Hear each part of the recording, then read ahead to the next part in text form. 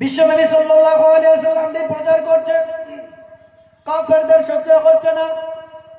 কাফেররা এবার বুঝতে পারছে নবী মদিনায় হিজরত করবে, আর মক্কায় থাকবে না। কাফের তারা তাদের সহ্য হলো না, বিশাল মিটিং বসে গেল, মজলিস বসে গেল। কাফের সম্প্রদায়ের বড় বড় নেতা বসে গেল মিটিংয়ে, মিছিলে, বিশাল মিছিল করে তারা উপস্থাপন করলো কিভাবে মদিনা থেকে নবীকে ফেরানো যায়, মোহাম্মদকে কিভাবে পৃথিবীতে হত্যা করা যায়, একে কিভাবে সংযত করা যায়। মোহাম্মদ যে এখানে যাবে ইসলাম সম্প্রচার করে ফেলবে, কেননা মোহাম্মদ এমন একজন মানুষ যে এখানে যাবে তার সাথে গুছিয়ে ফেলবে, তার ধর্মের অনুসারীকে গুছিয়ে ফেলবে। মোহাম্মদকে কি করা যায়? একটা মিটিং বসলো তাদের, আর ইবলিস শয়তান একটা ভালো মানুষ সেজে চাদর গায়ে দিয়েছে, মিটিং এর head of the department, head হয়ে গেল। এবার প্রস্তাব করছে মোহাম্মদকে কি করে পৃথিবীতে ঘটানো যায়। একজন বলছে মোহাম্মদকে এই মক্কা থেকে এত দূরে সরে যেতে হবে, সেজন্য মক্কা মদিনা কোনদিন পৌঁছাতে পারে। আরেকজন বলছে মোহাম্মদকে তা করলে হবে না, মোহাম্মদ কেমন একটি দূরে রেখে আসতে হবে, আর কোনদিন জানে না তাকে খুঁজে পাওয়া যায়। ইবলিস শয়তান বলল না, তোমাদের এটা অ্যাকসেপ্ট হবে না, ছোট্ট যুক্তি এটা। আরেকজন বলছে শোনো, তাহলে মোহাম্মদকে এই জিনিসটা করতে হবে, একটি ঘরের মধ্যে আবদ্ধ করে রাখতে হবে, মোহাম্মদকে খাবার দেওয়া যাবে না, সে অনেকদিন পরে মারা যাবে, তার কঙ্কালটা বের করে ফেলে দিতে হবে। ইবলিস শয়তান বলছে না, এত ছোট্ট যুক্তি করা যাবে না, মোহাম্মদকে এমন একটা জিনিস করতে হবে পৃথিবী থেকে যদি স্পটে মৃত্যুবরণ করে ইসলাম ধর্ম সম্প্রচার না করতে পারে। সবশেষে সবচাইতে প্রখ্যাত একজন নিকৃষ্টতম নেতা, তার নাম আবু জাহেল। রাসূলের দুশমন ছিলেন আবু জাহেল। আবু জাহেল মিটিং এ বলছে যে রাসূলকে এমন একটি কাজ করতে হবে, নবীকে মোহাম্মদকে তাহলে তাকে মৃত্যুবরণ করা যাবে। বলে কি? প্রত্যেকটি গোত্রের একজন করে যুবককে নিয়ে যেতে হবে, আর সব যুবককে ডেকে ডেকে তাদেরকে ধারালো অস্ত্র তুলে দিতে হবে হাতে। নবী যখন সালাত আদায় করতে যাবে, আমাদের জানা মতে মোহাম্মদ তার আল্লাহ যখন ইবাদত করতে যায় মনটা মশগুল থাকে, অন্যদিকে থাকে না। মোহাম্মদ যখন বাড়ি থেকে বের হবে নামাজ পড়তে, তার রবের প্রার্থনা করতে, সকল যুবকরা তার বাড়ি ঘিরে থাকবে, প্রত্যেকটি যুবকের হাতে একটি করে অস্ত্র ধারণ করবে, আর প্রত্যেকটি যুবকের পুত্রের একটি পিতার একটি করে সন্তান হবে। মোহাম্মদ যখন মসজিদের দিকে সালাত আদায় করতে যাওয়া হবে, স্পটে মোহাম্মদকে ধরে হত্যা করে দিতে হবে। মোহাম্মদের রক্ত প্রত্যেকটি যুবকের হাতে লাগবে, কেউ বিচার দিতে পারবে না মোহাম্মদকে কেউ হত্যা করলো। ইবলিস শয়তান বলছে এটাই it is the right correct answer, এটাই সত্য, এটাই করতে হবে, সম্মত এটাই যুক্তি, মোহাম্মদকে এভাবে হত্যা করতে হবে। মজলিস ত্যাগ করেছে গেল।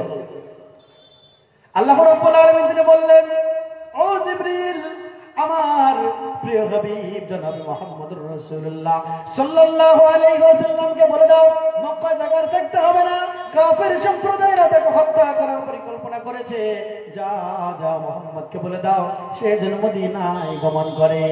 আল্লাহ রাব্বুল আলামিনের মহান নির্দেশে জিবরিল আমিন এসে রাসূলকে বলছে, ইয়া রাসূলুল্লাহ, ইয়া হাবিবাল্লাহ, নবীজি গো, মক্কার মানুষেরা আপনাকে আর পছন্দ করছে না, মক্কার মানুষ আপনাকে চায় না, থাকে আপনাকে 1 মিনিট পাইলে 2 মিনিট করবেন, আপনাকে হত্যা করবে। মহান রব্বুল আলামিন আসমানের উপর থেকে নির্দেশ দিয়েছে আপনি খুব দ্রুত তাড়াতাড়ি মদিনায় গমন করেন। প্রিয় নবী জনাবে মুহাম্মদুর রাসূলুল্লাহ সকলে বলেন সাল্লাল্লাহু আলাইহি ওয়াসাল্লাম দুপুর বেলা আবু বকরের বাড়িতে উপস্থিত হয়ে গেলেন। বলে আবু বকর, ও আবু বকর তুমি বাড়িতে আছো? বলে ইয়া রাসূলুল্লাহ, ইয়া হাবিবাল্লাহ, আমি আটেন উপস্থিত রয়েছে, আপনি বলুন। আবু বকরকে রাসূল তিনি বলছে, আবু বকর, মহান রব্বুল আলামিন নির্দেশ দিয়ে দিয়েছে মক্কা থেকে মদিনায় প্রবেশ করতে হবে, তুমি আশেপাশের যে সমস্ত মহিলাগুলো আছে তাদেরকে বের করে দাও, তারা যেন হিজরত করে। আবু বকর বলছে, রাসূল আপনি মহান একটি ব্যক্তি, প্রিয়তম আপনি আমাদের কলেজের টুকরা, আপনি হিজরত করবেন মদিনায় একা, আপনার সঙ্গে কেউ যাবে না, আপনার সফর সাথী কেউ হবে? রাসূল তিনি বলছেন আমার সাথে একজন সফর করবে। তো কে? বিশ্বনবী তিনি বলছেন আমার সাথে একজন সফর করবে যার নাম আবু বকর রাদিয়াল্লাহু তাআলা আনহু। জোরে বলো সুবহানাল্লাহ। আবু বকর স্পটের সঙ্গে সঙ্গে শুনল আমাকে নিয়ে হিজরত করবে। আল্লাহ রাসূল তিনি বলছেন, আবু বকর তোমাকে নিয়ে আমি হিজরত করব, অতএব তুমি রেডি হয়ে যাও, তোমাকে নিয়ে হিজরত করতে হবে। বিশ্বনবী সাল্লাল্লাহু আলাইহি ওয়াসাল্লামকে আবু বকর বলছেন, ইয়া রাসূলুল্লাহ, ইয়া হাবিবাল্লাহ, আপনার জন্য আমি জানি হিজরত করতে হবে, আপনি আমাকে বলেছেন। অতএব আমি দুটো উটনিকে ভালো করে তাজা করে খাইয়েছি যাতে করে সহজে হতে পারে। রাসূল আপনি একটি উট নিয়ে নেন। এরপর বিশ্বনবীকে একটি উট দিয়ে দিলেন। আল্লাহ রাসূলকে তিনি দিয়ে দেন, কোনো মূল্য নিতে চাইলেন না, কিন্তু বিশ্বনবী মূল্য না নিলে ছাড়লেন না। আবু বকরকে কিছু মূল্য নিতেই হলো। তারপরে রাসূল তিনি বাড়িতে রওনা হলেন। রাসূল রেডি হচ্ছেন, রাসূল রাত নেমে গেছে, বাড়িতে আছেন। এমত অবস্থায় ওই রাতে তিনি হিজরত করবেন, আর ওই রাতে কাফের সম্প্রদায়ের যুক্তি হয়েছে নবী মুহাম্মদকে হত্যা করতে হবে। তার মানে যে রাতটায় নবীজি অন্তর্ভুক্ত হয়েছে, যে রাতটায় সে প্রবেশ করেছে, যে রাতটা যাপন করছে বাড়ির ঘরের ভিতরে, ওই রাতটা রাসূলকে হত্যা করার জন্য কাফের সম্প্রদায় রেডি তৈরি হয়ে গেছে। আল্লাহ রাসূল তিনি হিজরত করার জন্য প্রস্তুত। বিশ্বনবী সাল্লাল্লাহু আলাইহি ওয়াসাল্লামকে হত্যা করার জন্য কাফের বাড়ি চতুর্দিকে ঘিরে ফেলেছে। আল্লাহ রাব্বুল আলামিনের মহা নির্দেশ হয়েছে। জিবরিল এসে বলছে, ইয়া রাসূলুল্লাহ, হাবিবাল্লাহ, আপনার আর দেরি করা যাবে না, আপনি খুব তাড়াতাড়ি মদিনায় চলে যান, কারণ আপনার বাড়ি তামাম দিকে ঘিরে ফেলেছে, অস্ত্র শস্ত্র নিয়ে আপনাকে হত্যা করবে। আল্লাহ রাব্বুল আলামিন তিনি বললেন, তাড়াতাড়ি তুমি মদিনায় হিজরত করো। ওঠো নবী মক্কা ছাড়ি, যাও গো সোনার মদিনা, দুশমনেরা যুগতি করে তোমার জীবন মরতে যায়। ওঠো নবী মক্কা ছাড়ি, ওঠো নবী মক্কা ছাড়ি, মদিনায় আর থেকো, মক্কায় আর থেকো না, আবু বকরকে সঙ্গে নিয়ে রওনা। আল্লাহ রাব্বুল আলামিন বললেন, আল্লাহ রাব্বুল আলামিন মহানির্দেশে জিবরাইলের কথা শুনে রাসূল তিনি বেরিয়ে পড়লেন। জিবরাইল বললেন, রাসূল গো, আপনি চিন্তা করবেন না, আপনার চারি সাইডে কাফেররা রয়েছে, তবে আল্লাহ তাআলা আপনাকে মন্ত্র শিখিয়ে দিয়েছে, দোয়া শিখিয়ে দিয়েছে। আল্লাহ রাব্বুল আলামিনের কালাম পাঠ করতে আপনি বেরিয়ে যাবেন, এক মুষ্টি মাথা নিয়ে তাদের মাথার দিকে ছিটিয়ে দেখবেন, কেউ আপনাকে দেখতে পারবে না, আপনি বেরিয়ে যাবেন। বিশ্বনবী এক মুষ্টি মাটি কিনে তার কাফেরদের মাথার দিকে ছুটে ফেলে দিল, আর রাসূল চলে গেল, কেউ দেখতে পারলো না। পরক্ষণে আল্লাহ রাব্বুল আলামিন ডেকে বলছে, ও নবী, তুমি যখন কাফেরদের মাঝ দিয়ে হেঁটে হেঁটে যাচ্ছিলে, যখন দোয়াটা পড়েছিলে, মাটিটা ছিটিয়েছিলে, আমার এমন একটি কুদরতি শক্তি খেটেছিল গো নবী, আমি কাফের আর তোমাদের মাঝ দিয়ে একটি পার্থক্য সৃষ্টি করে দিয়েছিলাম, একটি পার্থক্য ডিস্টেন্স করে দিয়েছিলাম, একটা বিশাল প্রাচীর দিয়ে দিলে যেমন মানুষকে আর দেখতে পাই না, ঠিক তদ্রূপ ভাবে তোমাকে দেখতে পাইনি, তুমি চলে গেছো। আল্লাহ তাআলা কি কাজ করেছিল।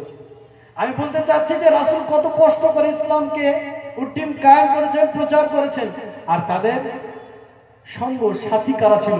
সাহাবীরা। তারা প্রকৃতপক্ষে অনুসার হয়েছিল এবং আনুগত্য করেছিল, যার জন্য আল্লাহ তাআলার সান্নিধ্য লাভ করতে পেরেছে সাহাবীরা। তাই তো সাহাবীদের নাম করলে বলতে হয় রাদিয়াল্লাহু তাআলা আনহুম, আল্লাহ তাআলা তাদের প্রতি রাজি হয়ে গেছে। অর্থাৎ আপনি যদি চান যে আল্লাহ আপনার প্রতি রাজি হবে, তাহলে রাসূলের আনুগত্য করতে হবে। কি হয়েছে? নবী মারা গিয়েছিল, রাসূলের মুখস্থ মানে হাদিস সুন্নাহ দিয়ে গেছে। আল্লাহ তাআলা মহান নির্দেশ, রাসূলের নীতি মালা অনুযায়ী আপনাকে চলতে হবে জীবন জিন্দেগিকে, তবেই আপনি প্রকৃতপক্ষে সফলতা অর্জন করতে পারবেন, নচেত সম্ভব নয়। স্বয়ং আল্লাহ রাব্বুল আলামিন তিনি বলেছেন অনেক জায়গায়, অবশ্যই নবীর যে স্টাইলে চলবে তোমরা সেই কালিতে চলবে, নবীর কালি নবীর স্টাইল না চললে তোমরা আমি আল্লাহকে পাবে না। আল্লাহ রাব্বুল আলামিন তিনি বলেছেন, ওমা আতাকুমুর রাসূল ফাখুযুহু ওমা নাহকুম মানহু ফান্তাহু, আমার নবী যা বলবে তোমরা সেটাই করবে, আমার নবী যেটা বর্জন করতে বলবে তোমরা সেটাই পরিহার করে দিবে। নবী যেটা বলবে সেটা পরিহার করবে, আর যেটা করতে বলবে নির্দেশ দিবে সেটা করবে, নচেত তোমরা প্রকৃতপক্ষে আল্লাহ তাআলার সান্নিধ্য লাভ করতে পারবে না। সাহাবীরা তো আপনি জানেন, সাহাবীদের কাহিনী আপনি জানেন, যুবক সম্প্রদায় জানে, মা বোনেরা জানে, জানে না। যদি সাহাবীদের ইতিহাস তারা পড়তো, তাহলে জিন্দেগি জীবন পরিবর্তন হয়ে যেত। আমরা আজ টলিউড, বলিউড, হলিউড, বাংলা, হিন্দি, ভোজপুরি সিনেমাতে ব্যস্ত, নাটক নোবেলে ব্যস্ত, ছোট্ট কুচি বাচ্চাদের নাটকে আমরা আজকে ব্যতিব্যস্ত। বাচ্চাদেরকে সোশ্যাল মিডিয়া থেকে আমরা বাঁচাতে পারি না, অথচ রাসূলুল্লাহ সাল্লাল্লাহু আলাইহি ওয়াসাল্লাম শিক্ষাকে ফরজ করেছেন। শিক্ষা আপনি গ্রহণ করুন এই কাহিনী থেকে, কিভাবে তারা কুরবানি করেছে ইসলামের পথে, রাসূলকে কতটা ভালোবেসেছিল আপনি দেখুন। হাদিস সহিহ বুখারী হাদিস নাম্বার 14 উল্লেখ করা হয়েছে হাদিসটি। হাদিসের রাবী আবু হুরায়রা রাদিয়াল্লাহু তাআলা আনহু তিনি বলেন, আন আবি হুরায়রা রাদিয়াল্লাহু তাআলা আনহু আন্না রাসূলুল্লাহ সাল্লাল্লাহু আলাইহি ওয়াসাল্লাম قال فالذي نفسي بيده لا يؤمن أحدهم حتى أحب إليه من والده وولده।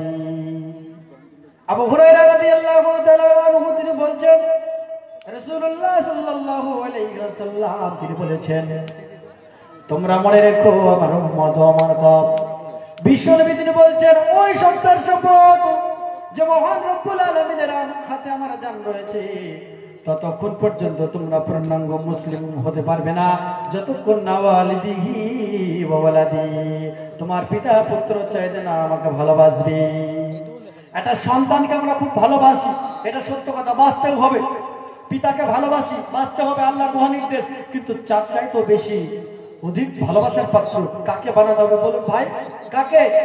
আল্লাহ রাব্বুল আলামিনকে এবং তার রাসূলকে। আল্লাহ রাব্বুল আলামিনের প্রিয় রাসূল তিনি বলছেন যে অবশ্যই পৃথিবীর সবচাইতে আমি মুহাম্মদকে ভালোবাসতে হবে। আমি কি তোমার পিতার চাইতো, তোমার সন্তানের চাইতো? রাত্রি 12টায় আপনার সন্তান 4 বছর বয়স, জ্বর হয়েছে, জ্বর চমকলে যাচ্ছে, জ্ঞান হুঁশ হারিয়ে যাচ্ছে, আবার ফিরছে, আপনার খুব কষ্ট হচ্ছে, সন্তানের মায়া সহ্য করতে পারছে না। বলছেন, ও আমার সহধর্মিণী, আমার স্ত্রী, বাচ্চাটিকে নিয়ে হাসপাতালে চলো। স্ত্রী বলছে, ও স্বামী যান, আর বাঁচানো যাবে না, আমার সন্তানকে 4 বছরের কুচি সন্তান, সঠিকভাবে বলতে পারে না, পেটে যন্ত্রণা করছে না, মাথায় যন্ত্রণা করছে, জ্বর হচ্ছে না, হুম হচ্ছে, কাশি হচ্ছে না, কি হচ্ছে সে বলতে পারছে না। ও আমার স্বামী যান, দয়া করে আপনি হাসপাতালে নিয়ে চলুন। রাত্রি 12টা হয়েছে, 1টা হয়েছে, কি হয়েছে, আমাদের সন্তানকে আরোগ্য প্রদান করতে হবে, আপনি নিয়ে চলুন। প্রয়োজনে আমরা মালদা নিয়ে চলে যাই, কলকাতা নিয়ে চলে যাই, বহু দূরে নিয়ে চলে যায় সন্তানকে। রাতের পর রাত জেগে শুধুমাত্র ভালোবাসার জন্য। আপনাকে ভালোবাসতে হবে, এটাই সত্য। কারণ সন্তানকে আপনি না ভালোবাসলে সন্তানটা প্রতিষ্ঠিত হবে না, মানুষ হবে না। কিন্তু আল্লাহ রাব্বুল আলামিন তিনি বলছেন, আল্লাহর নবী যা বলেছে তাই করো। আল্লাহর নবী তিনি বলছেন, ওই ফজরের সালাত, ঘুমটাকে কামাই করে দিয়ে তোমরা সালাত আদায় করবে। মুয়াজ্জিন বলছেন, হাইয়া আলাস সালাত হাইয়া আলাল ফালাহ, তোমরা উঠে পড়ো, সালাত পড়তে হবে। আসসালাতু খায়রুম মিনান নাও, তোমাদের ওই ঘুমের চাইতে সালাতটা অবশ্যই উত্তম।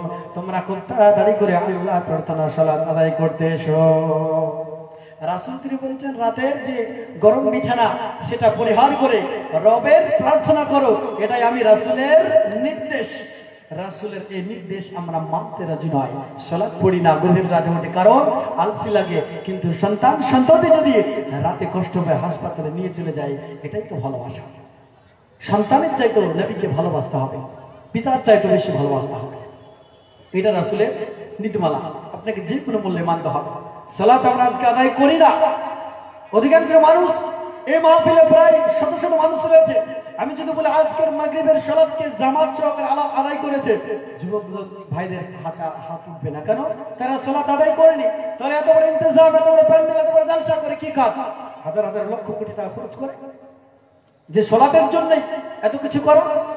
রাসূলকে আমরা যদি প্রকৃতপক্ষে ভালোবাসতাম, সালাত আদায় করতাম। কেননা সালাত যদি কোনো ব্যক্তি না আদায় করে, ব্যক্তি মুসলিম হতে পারে না, বরঞ্চ ওই ব্যক্তি অবিশ্বাসী, কাফের। এটাই রাসূলের বাণী। সম্মানিত ভাইয়েরা, আল্লাহর রাসূল সাল্লাল্লাহু আলাইহি ওয়াসাল্লাম তিনি বলছেন, ও উম্মতে মুহাম্মদ, তোমরা শুনে রাখো, আমি মুহাম্মদকে অনুগত করবে না, জান্নাতে প্রবেশ করবে না। রাসূল সাল্লাল্লাহু আলাইহি ওয়াসাল্লাম তিনি বলছেন, ক্বালা কুল্লু উম্মতি ইয়াদখুলুল জান্নাতা ইল্লা মান নাবা। ওয়া কিলা মান নাবা ইয়া রাসূলুল্লাহ? ক্বালা মান আদানি দাখালাল জান্নাহ ওয়া মান আসানি ফাকাদ আবা। বিশ্বনবী তিনি বলছেন, ক্বালা কুল্লু উম্মতি ইয়াদখুলুনাল জান্নাতা, পৃথিবীতে যত আমার উম্মত রয়েছে তারা সকলে জান্নাতে প্রবেশ করবে। জোরে বলুন সুবহানাল্লাহ। কুল্লু শব্দের আবেদন করতে পৃথিবীর সব। সভাপতি মহাশয় বুঝতে পারছেন, যারা আলেম উলামা স্টেজে রয়েছে তারা বুঝতে পারছে কুল্লু শব্দের আবেদন করতে হলে পৃথিবীর সবকে বোঝা রাখা হয়েছে। কুল্লু নাফসিন যায়কাতুল মাউত মানে হলো পৃথিবীর সকল প্রাণী তারা মৃত্যুবরণ করবে। কুল্লু বিদআতিন জালালা, যতগুলো কাজ ইবাদত নামে তৈরি করেছে সব জাহান্নামের করবে। কুল্লু মুসকিন খাম, প্রত্যেকটি নেশা সৃষ্টিকারী বস্তুর মদ, প্রত্যেকটি মদই হারাম। অনেকভাবে ডিকশনারিতে এ ভাষায় এ লফজে এই কথা বলা হয়েছে কুল্লু উম্মতি ইয়াদখুলুনাল জান্নাতা। কুল্লু মানে পৃথিবীর সব, উম্মাত মানে উম্মত, ইয়াদখুলুনাল জান্নাতা প্রত্যেকটি আমার উম্মতরা জান্নাতে প্রবেশ করবে। জোরে বলুন সুবহানাল্লাহ।